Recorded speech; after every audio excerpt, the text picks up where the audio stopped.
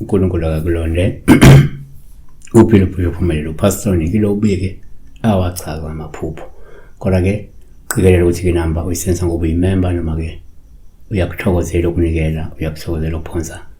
ezivaneni kuyasokuzaka ukubona abantu abambalwa benikela kodwa sifisa ukuthi ke wonke umuntu olandela ikhaya ngathi benganikela kwi-channel sibheke ukuthi amaphupho inamba ke yosebenza kusongonani la 5 namba kuphela on WhatsApp phone from Monday to Friday kuphela umzukulu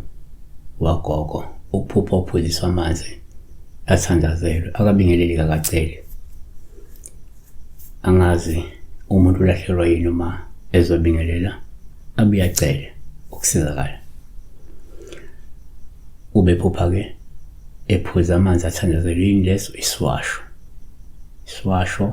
sizothi ke uma uphupha uphuza iswasho noma uphuzisa iswasho kuyafana so1 akachaze bephuziswa ubani kodwa ke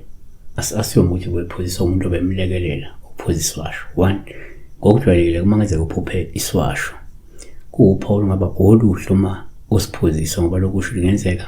kukhona imimoya emibi noma ke isigulo ebesikuhlupha esingaphakathi futhi kade ulashwa uphulukiswa Isaiah 57 verse 19 usho uJehova yakumphilisa kanti Exodus 15 verse 26 ngoba ke nguJehova okuphilisayo number 2 yenzeka futhi umuphupha iswasho uphawu oluhluma usiphuziswa lo ngasho ukuthi kungenzeka kade kubulawa idliso okanye ngabe isichitho esingaphakathi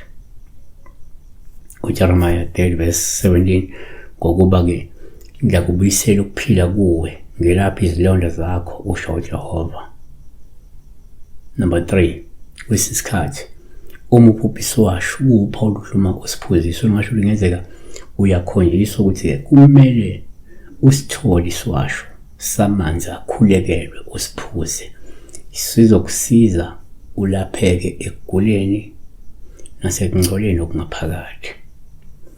Timotheo wokuqala chapter 5 verse 23 ungabe usaphuza amanzi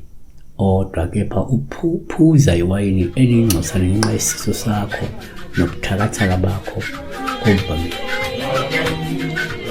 sebo